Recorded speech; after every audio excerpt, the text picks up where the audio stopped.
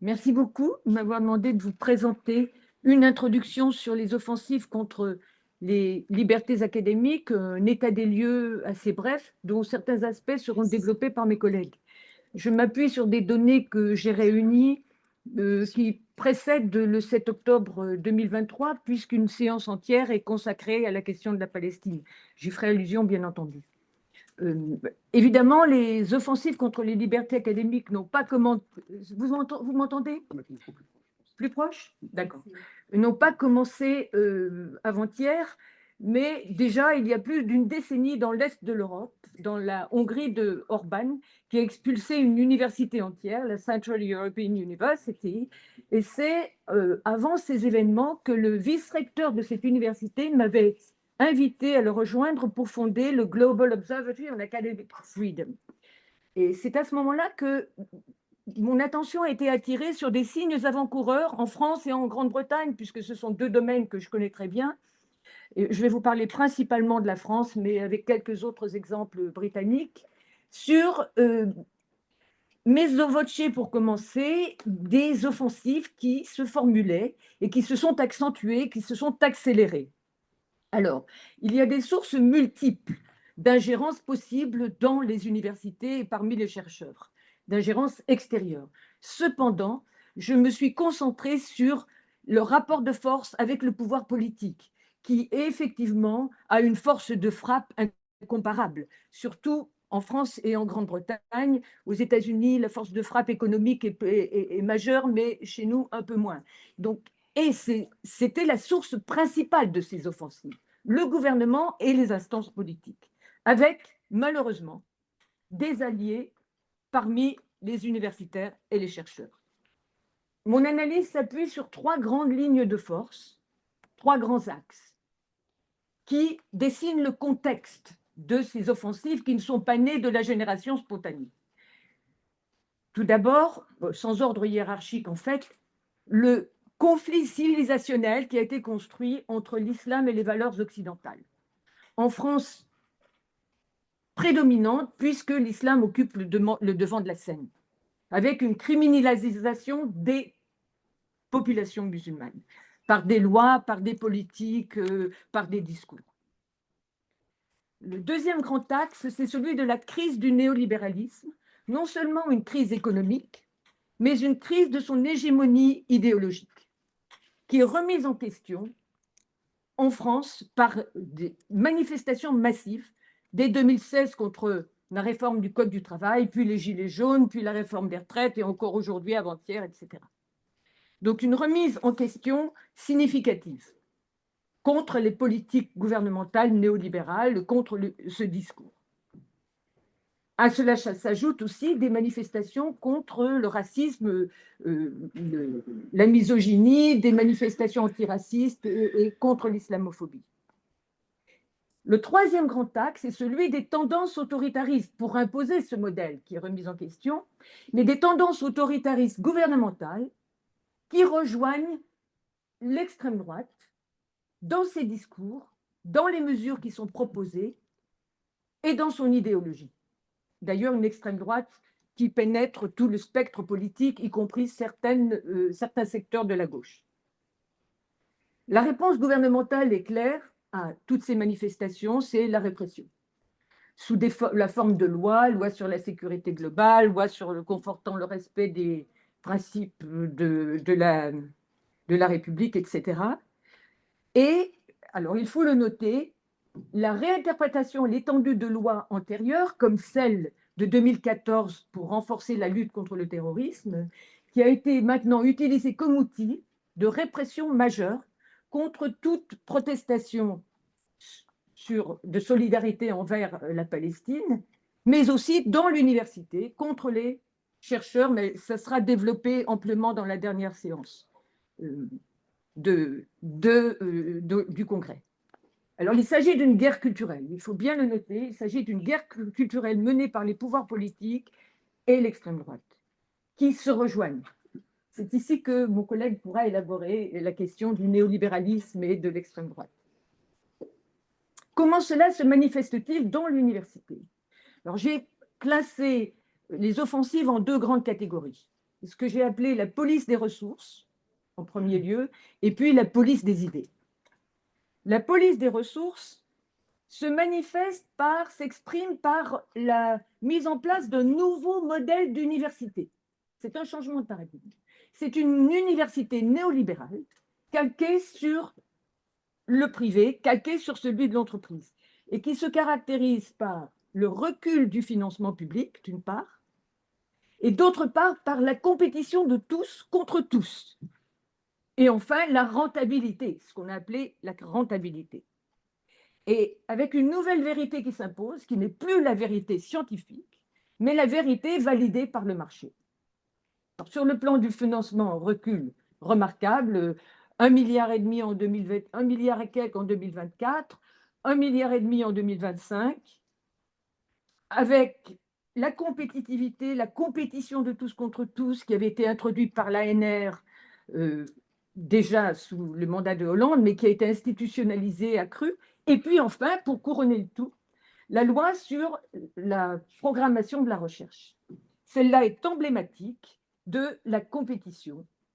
Et je vais vous citer le directeur du CNRS qui chante les louanges de cette loi, dont il dit « Oui, c'est une loi inégalitaire, une loi vertueuse, darwinienne, qui stimule les chercheurs et les laboratoires les plus performants internationalement. » Alors, cette loi a aussi créé de nouveaux statuts précaires, en su des 60% déjà de contrats précaires qui existaient, et réduit le nombre de postes pérennes. Pour le financement. Pour la gouvernance de l'université, un nouveau modèle aussi est institué. Un modèle corporatiste, avec davantage, la loi LRU 1, davantage d'autorité administrative au président d'université, l'installation d'un conseiller d'État dans la juridiction de l'université, donc les recrutements, et enfin les contrats de moyens, d'objectifs et de projets qui, eux, conditionnent le financement à des objectifs, en dernière analyse, déterminés par le politique. Donc une enfreinte majeure aux libertés académiques. Je me tourne maintenant vers la police des idées. Alors, la police des idées, c'est plus compliqué, parce que réduire les financements, c'est évident, c'est facile, et on peut se demander pourquoi on a besoin d'une police des idées, alors que déjà, la réduction des financements et leur contrôle est très efficace. Eh bien, je pense que cette police des idées est devenue nécessaire à l'aune du néolibéralisme, puisque c'est un projet qui est non seulement économique, mais aussi qui repose sur une rationalité totalisante. Et je voudrais vous citer un commissaire européen qui présentait son programme sur, je cite le titre, « La construction d'une Europe néolibérale au XXIe siècle ». Que nous dit-il? Voici ces mots. La défense de l'idéal civilisationnel d'une société libre, voulant dire néolibérale, et la construction de l'Europe libérale de l'avenir est menacée par la façon dont les Européens de l'avenir sont formés par leurs écoles et leurs universités. Voilà la clé.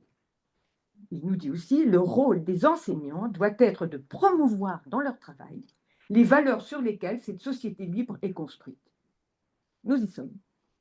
Les idées et l'éducation occupent une place prépondérante dans ce projet.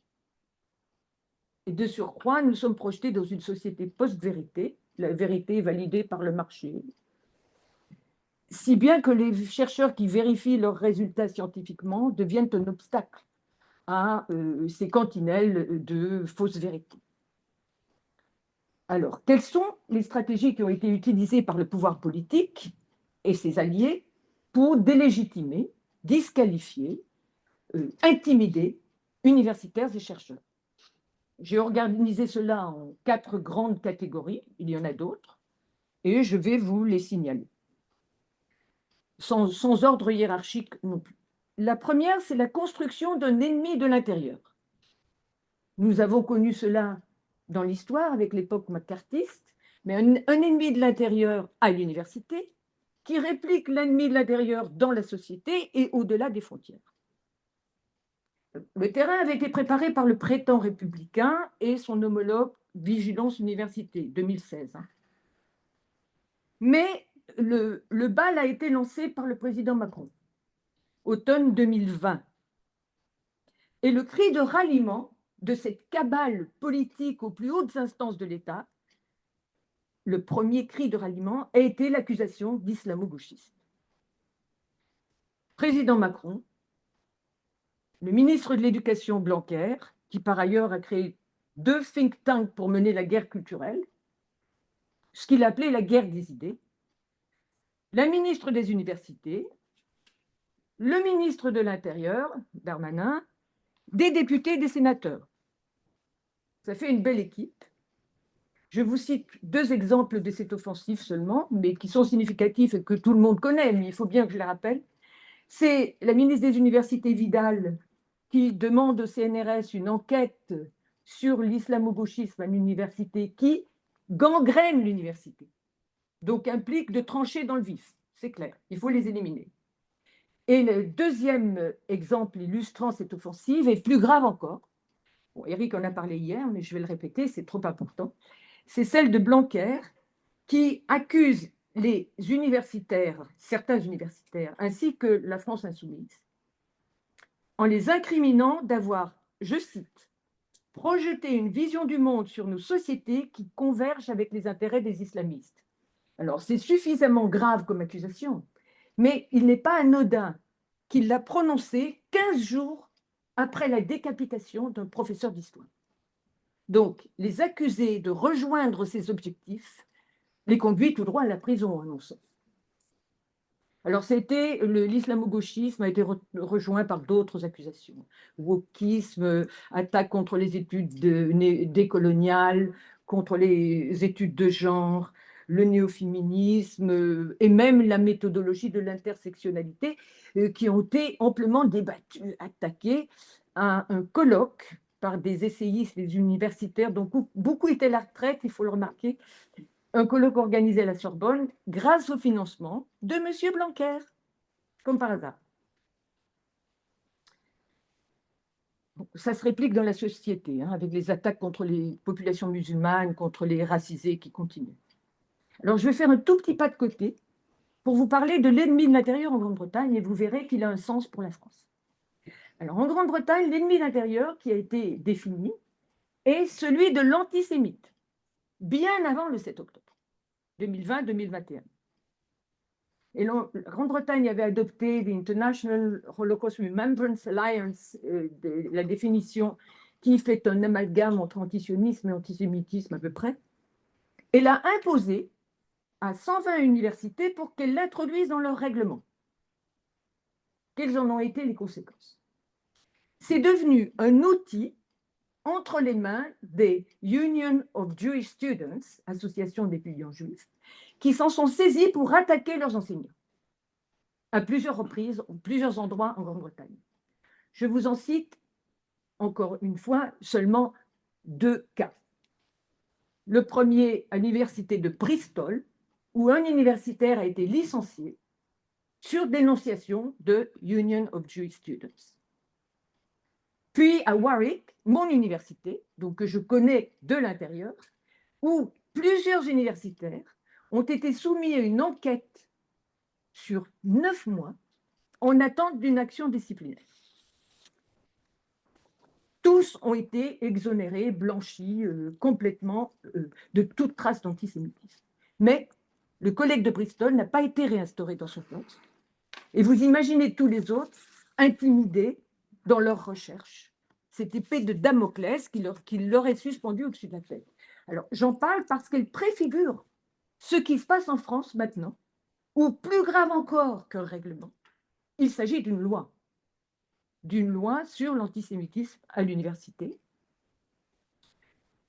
et qui sera développée, comme je l'ai dit, en dernière séance.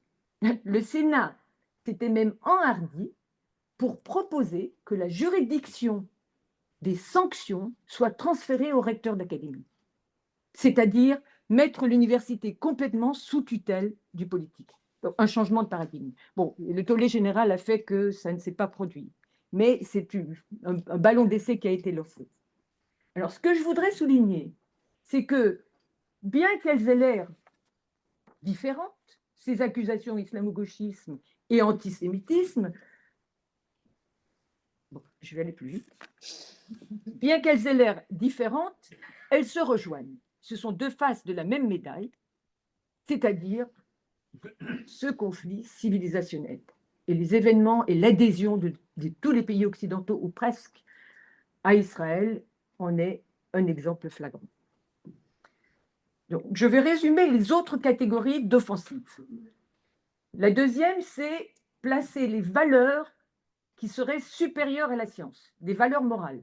Sarkozy, Valls l'avaient déjà fait, le président Macron reprend le flambeau, et le Sénat, d'ailleurs, avait proposé un amendement pour la loi sur la programmation de la recherche qui aurait placé la liberté académique dans le respect des valeurs de la République, des valeurs dont la laïcité est la première et qui constituent son socle. Alors, ce qui est important, ce n'est pas tellement les questions de universalisme, principe d'universalisme, de laïcité, etc., qui sont à valoriser, mais la façon dont ils ont été détournés, réinterprétés, non pas pour inclure, mais pour exclure certaines catégories de la population, les populations musulmanes, l'islam qui est incompatible avec la République, les racisés qui ne sont pas intégrables, etc. Et cela rejoint encore une fois le discours de l'extrême droite. Discours gouvernementaux et extrême droite se rejoignent absolument. Une autre catégorie, celle de la qualité scientifique remise en question. Alors, l'attaque classique, ça a été, par Vidal d'ailleurs, quand il a demandé son enquête au CNRS, c'était de rechercher ce qui relève du militantisme dans l'université, ce qui élimine évidemment toute légitimité à l'autorité scientifique d'un universitaire. S'il met de côté son intégrité scientifique pour faire de la propagande, plus personne n'en tient compte, il n'a plus aucune autorité. Ça a été l'accusation principale envers les universitaires français. Alors, en Grande-Bretagne, on a trouvé autre chose. On a fait passer une loi, de Higher Education Freedom of Speech Act, qui permet de faire une confusion totale entre liberté d'expression et liberté académique. C'est-à-dire n'importe quel kidam, sous peine de sanctions financières contre l'université britannique, va pouvoir demander, un platiste par français, il va pouvoir demander à participer à un congrès et on ne peut pas lui refuser la parole. Bon, on n'a pas le temps d'élaborer là-dessus, mais c'est ce que Trump fait en menaçant les universités de retirer leur financement public si elles n'ouvrent pas la porte à la liberté d'expression, signifiant paroles misogynes, homophobes, racistes et tout ce discours qui, jusqu'à présent, n'est pas autorisé. Le dernier élément, et alors là, je ne vais pas passer du temps dessus, c'est la subversion du langage et le renversement du sens, où tous ceux qui attaquent les universitaires disent le faire au nom de la liberté académique, et puis qui disent que l'autorité des minorités vient s'imposer à la majorité. On se demande comment, que l'islam va imposer la charia en France, etc. Je termine par 2 mots sur la démocratie et l'importance de la défense des libertés académiques. Pourquoi est-il important de les défendre? Pas seulement pour les universitaires. C'est important pour les universitaires et les chercheurs, mais ça va au-delà. Parce que je dirais que les libertés académiques sont à la fois un marqueur et un gardien de la démocratie. Un marqueur parce que la bonne santé des libertés académiques, de la science, est un témoin d'un bon fonctionnement démocratique. Quand ça se dégrade, il y a un problème. Gardien, pourquoi? Parce que ces recherches scientifiques, cette parole fondée sur une recherche qui est censée être rigoureuse, qui est censée être débattue, contradictoire, permet de contrecarrer toutes ces fausses nouvelles, toutes ces post-vérités, le populisme, l'extrême droite et leurs mensonges. Je vous remercie.